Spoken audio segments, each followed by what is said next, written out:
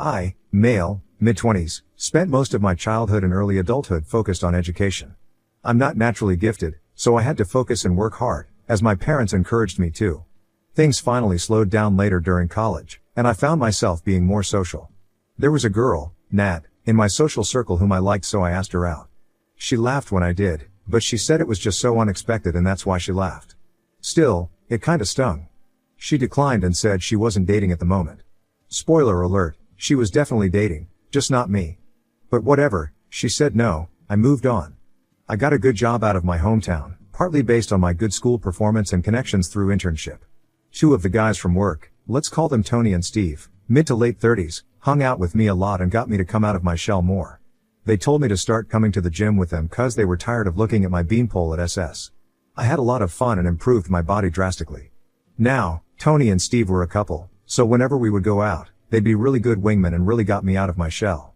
I'm still a bit awkward, but much more comfortable in social situations now that I've got some experience. This happened over the course of 2 years. I wound up asking my job to work remotely to be closer to my family, health/money issues back home, not going to get into it, and got approved as long as I travel back to the office quarterly for important meetings and stuff. So now I'm back home, again. I ran into Nat at the grocery store a few weeks ago. Turns out, she's raising a kid on her own now and generally doing well for herself. We ran into each other again at a mutual friend's party. This is when she asked when I was gonna ask her out again. I said the thought hadn't really crossed my mind and she seemed offended why not? I said I'm not interested and thought that was that. I did kinda remove myself from the conversation quickly after that. Well, apparently that wasn't okay to do. Nat came and found me again and demanded to know why I'm not interested because you were interested 2 years ago. I told her that was 2 whole years ago and she lied when she rejected me and so I haven't thought of her in that way ever since. She said a normal person would be over that and then said it's because she's a single mom, isn't it? I mean, honestly, I've no interest in dating single mothers because I'm literally just now dating around. I don't want to have to deal with all the stuff that comes with a situation like that. But more to the point, I'm not attracted to Nat anymore. I just simply don't see her that way. Am I crazy here? Why are her friends blowing me up because I don't want to date her? Tony and Steve are telling me that I don't owe her anything, but some of my friends at home are telling me to at least give her a shot. I haven't really talked to my parents about it, but my younger brother is saying I should try and my older sister is telling me to trust my gut. I just don't understand why or how this got to be such a big deal. Update 1. After reading and replying to some of the overwhelming amount of comments here, I spoke with my sister last night about what to do. I don't like the chaos of this situation, it's a lot of anxiety and I feel the need to resolve it. To that end, after much consideration and my sister's agreement, I reached out to Nat this morning and asked her if she would meet me for coffee tonight. I made it clear that this is not a date, it's just 2 friends trying to come to terms with each other because I don't like all the messages and comments from her friends. Nat accepted pretty quickly and said she'd like to clear the air about some things. The fact that she apologized for any craziness does give me some hope that our talk later will be productive. I will update you all tomorrow if I can. I appreciate everyone's time and input. Edit, please, no red pill theories in here. I don't like how adversarial that makes things and it's not how I view the world. My sister, my mother, my cousins, and many other people in my life are absolutely wonderful women. I don't like the disparagement, so let's please keep things civil. This is not an indictment on an entire gender, let's stop it, please. Comments, Darth Kideus, no way. There is literally no benefit to you dating a single mom as a guy with options, let alone one who was not interested when you were less successful. To be clear, the parenthood thing makes me feel anxious and uncomfortable, but in my mind that's less of a concern than the fact that I'm just not attracted to her. I don't know that it's fair to say my successes are a factor, people always expected a lot out of me. And Nat is successful in her own right, I know that much. She's not a bad person, I'm just not interested. J. Smith 2127, you saying that you are not interested is enough. It's pretty pathetic that she is now harassing you, and having other people harass you just because you don't want to date her. That would make me be more turned off towards her. Does she think arguing with you, about why you won't date her, and getting other people to message you over it would make you want her more, or guilt you into dating her? I don't know what she's thinking, really. I felt really awkward so I've been making myself scarce. I do feel kind of guilty, I'm not used to rejecting people. Magdovis, given that she laughed at you last time, why should you give her a chance now? She did say that she laughed because she didn't expect me to ask her out last time. I kind of believe that, because I laugh when I'm nervous or surprised too. I just feel guilty, I don't like making people feel bad, and her friends are talking her up quite a bit. She does have a lot of really nice qualities about her, but my gut is just telling me not to go for it. I'm uncomfortable any way I look. Fun Yellow 6576, you're not wrong. She lied to you when she rejected you. That's the only thing that matters. Op, thank you. The lying desert me. If she had said she's not interested, that would have been fine. Then again, I do understand that sometimes women lie because they don't feel safe. I don't know that I necessarily blame her for it, but it also doesn't exactly make me feel good. Update 2. Hi everyone, thank you to everyone who commented on my first post. This will be my last. Some of you got very angry very quickly and I wanted to clear a couple things up before telling you all how it went last night. I try not to attribute behavior to malice if there's a possibility it can be attributed to incompetence. I think the world would be a better place if we tried to do that a bit more and be a bit less antagonistic. I know I would appreciate the benefit of the doubt if, and when, I do something wrong. Saul tried to do the same with Nat and her friends. Honestly, I'm glad I did. Nat has been in the periphery of my life for a long time. We weren't ever really close, but being from the same town, you get the general idea of who a person is over time. I was shocked at her behavior because I thought it was unlike her. Her friends reaching out to me surprised me and had me feeling anxious because I'm honestly not used to that much social attention all at once, the tone and content of the attention notwithstanding. These are not inherently bad people. I believe they are just generally good people who are behaving poorly. Anyway, what you all really want to know, I met Nat for coffee, well, tea, at a local coffee shop last night. She showed up late, after I did, and said it was because of some childcare stuff she had to take care of. It turned out that her son's father is very much in their lives, but just as a co-parent. The reason she is single is because co-parents is really all they can be together. They did not work well as a couple at all. But from Nat's own admission, her son's father is a very good dad, dedicated, caring, and supportive. I said to Nat that these last couple weeks were very stressful for me because of her friends contacting me about her and that I'm sorry that she was offended or hurt by my saying no, but I'm not sorry for saying no. Nat stopped me and apologized herself. She said she didn't intend for any of that to happen, she just has some very loyal and passionate friends. She also said sorry for how she behaved at the party and gave me some very helpful context. Nat had just recently started dating again, and has not been having much luck. She expected as much, but she didn't expect people to be so uncaring about it. The last guy she met was quite cruel about her being used goods and harshly rejected her specifically for being a single mom. So that was fresh in her mind. Nat said she saw me and was attracted to me not just physically but that I was less socially awkward and could hold somewhat of a decent conversation now, so she was attracted to my growth. She said she remembered that I was smart and caring but I was very socially awkward when I had first asked her out. Nat was adamant that she did not mean to laugh, she was genuinely just surprised because she never suspected that I even thought of her that way to begin with. I do believe her on this front. It turned out that she was trying to flirt with me at the party, and when I rejected her, the negative emotions she had from the last rejection just took over and she reacted poorly. She said she complained to her friends and they took it upon themselves to try to grease the wheels. To Nat's credit, the messages have stopped since yesterday after I first reached out to her and explained why I wanted to meet. In retrospect, I think I may have overreacted too. I believe this because looking at some of the messages from her friends more objectively, it looks like they were just advocating for us to be together rather than attacking me for saying no, if that makes sense. But all the attention felt like demands to me and I may have panicked a bit. So that's basically it, everyone. I apologized, she apologized, and it's all a lot more mundane than I think some people may have expected. No, we're still not dating, and we're both okay with that. Though we did agree that, if the opportunity presents itself down the line and the timing is right, one or both of us may try, gently, approaching the idea again. I don't know if I ever expect that to happen, but it's not entirely a bad thought. Just not a thought I would entertain for at least a few years from now. I like my life the way it is for now. Comments, Late Champion 8678, you seem like a very nice guy, actual nice, the good kind. I'm sure your anxiety about the situation played a role, but, under that, seems a caring guy. With that said, stay away from Nat and her friends. She may not have intended the bum rush, but the fact her friends thought it appropriate at all, is concerning. Listen to Tony and Steve, they have their heads screwed on right. Op, thank you. Yeah, I am grateful to have my friends. I've been a generally anxious person most of my life, so I can't say I'm too surprised at it having such an impact on me here and now. Fibblesmish, having read both bits of your story, I am simply baffled by why you are in any contact with her or her unbalanced friends. Do you want to be in high school forever? You did nothing wrong, she was unable to deal with her life so she sicked her childish posse on you via the net. When an adult has a problem they deal with it themselves. No adult messages a third party about who they should be dating. None of this was anyone but your business and certainly not the group of harpies. This is childish and sad.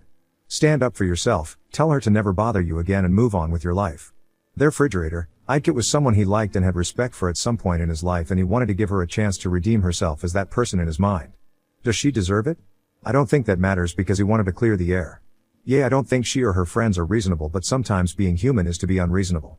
It doesn't sound like he's gonna date her or anything. Thank you, I did want to settle the matter. If something feels unresolved, it makes me very uncomfortable. I'm very glad that Nat was more agreeable this time around, and I appreciated learning the context of her life. I feel very badly for her that the last guy or two treated her so meanly. I can't fathom being that callous to another person. It doesn't make sense to me. Peter 095837. I'm surprised things didn't turn out as messy as I thought it would. I'm reading too much Baru posts lol. All in all, I'm happy for Op as he seems like a nice guy. But for the best, going distance from Nat and her friends is the best solution. Now on to the next story. Story 2. Busted my wife's secret Paris affair through our airline miles, cancelled her return flight, divorced her and got her French lovers band broken up. My 33 male, wife, 30 female, and I have been together for 6 years. When I met her I knew right away that I wanted to be with her forever. She was everything I ever thought I wanted in a woman and more. It actually took a little bit of convincing to get her to go out with me to begin with. She was new at the office we worked in and she didn't want to get in trouble by dating another employee. But I could tell that she liked me by how she looked at me. We eventually had our first date and it was incredible. It sparked the beginning of a whirlwind romance and we got married about a year and a half after meeting.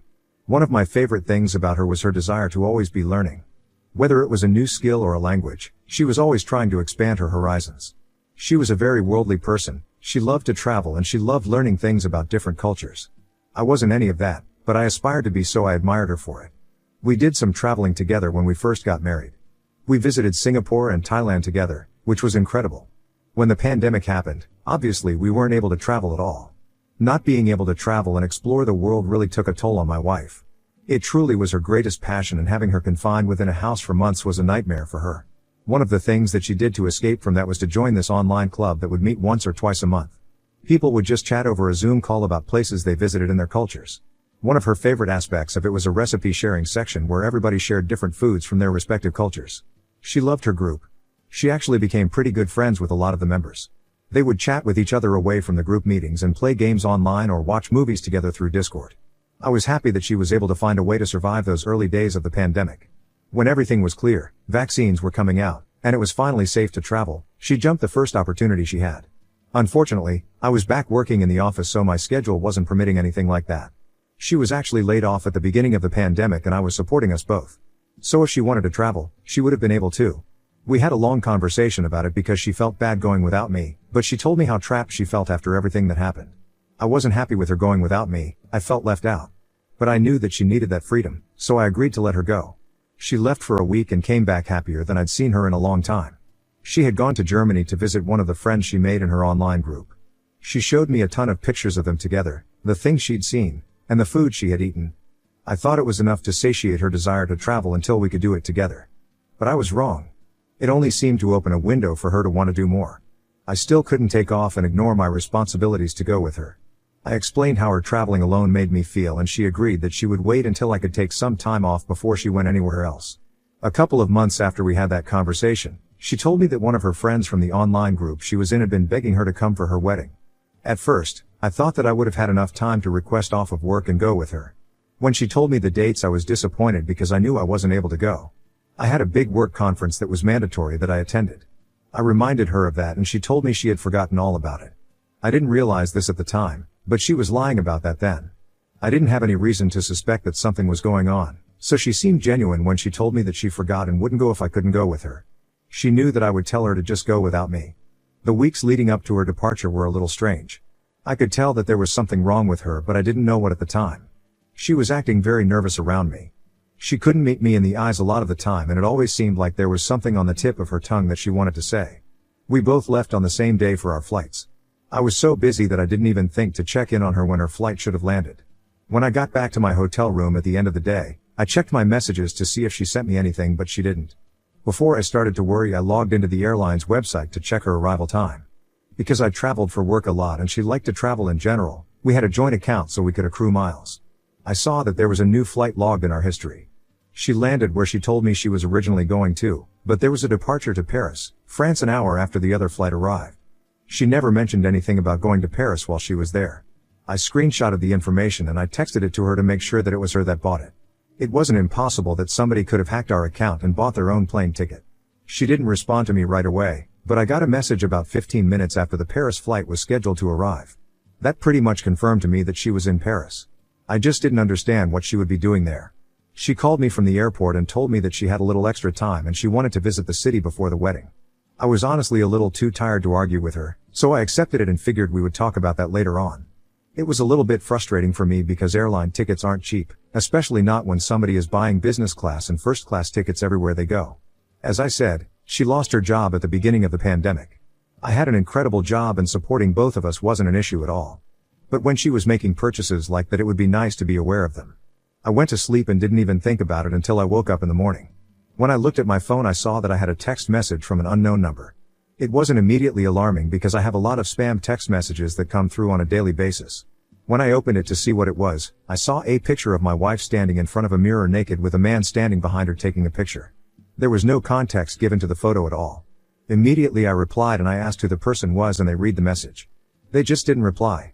The conference I was attending was hugely important for my work, so I tried as best as I could to push what I saw to the back of my mind just to get through the day. I didn't look at my phone because I couldn't stomach the idea of my wife texting me that she loved me after what I saw. When I was finally finished with the day, I noticed that the number that texted me tried to call me twice. I got back to my hotel room and I called back. Surprisingly, a man answered the phone. I asked him who he was and why he sent me the picture that he did. He told me that he just wanted me to know that I was barking up the wrong tree by talking to my wife. I was very confused about what he was saying. I was married to the woman. If anybody was barking up the wrong tree, it was him. While we were on the phone, I noticed that he had a thick French accent. It was clear that she booked the ticket to France to be with that guy in the picture.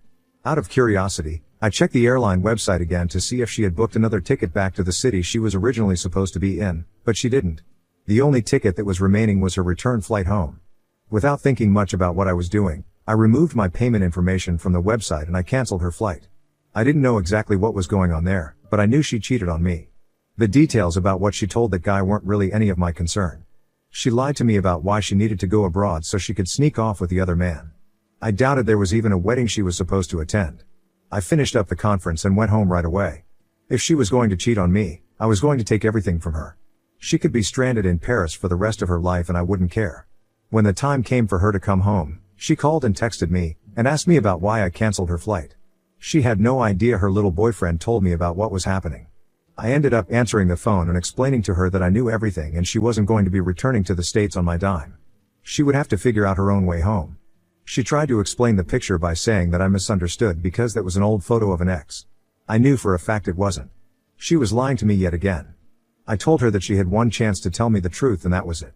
She caved in and told me what was really happening.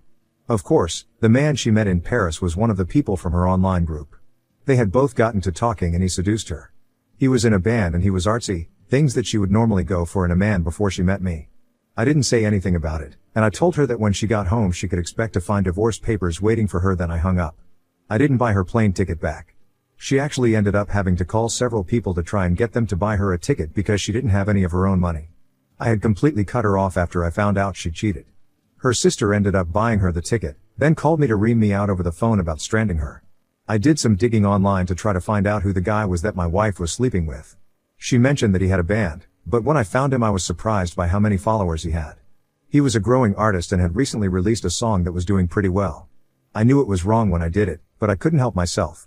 I blurred out my wife's face so she couldn't sue me for revenge, then I posted the picture of the man online with a throwaway account, tagging him in it. It got a lot of views and the story that I posted along with it about how he slept with a married woman and ruined someone's life got a lot of sympathy from people. I divorced my wife and she ended up moving out with her sister while she looked for a job that could sustain her. She ended up working in person again, which I knew would disrupt her traveling desires. I thought that was funny. A couple of months after I posted the picture online, I checked on the status of the band out of curiosity. They had gotten quite a mixed reception over the image. One of the band members spoke out on their Instagram page about how after everything happens it was decided that it would be best for the band to part ways and pursue different paths. So, it felt kind of good knowing that their band might have broken up because of me.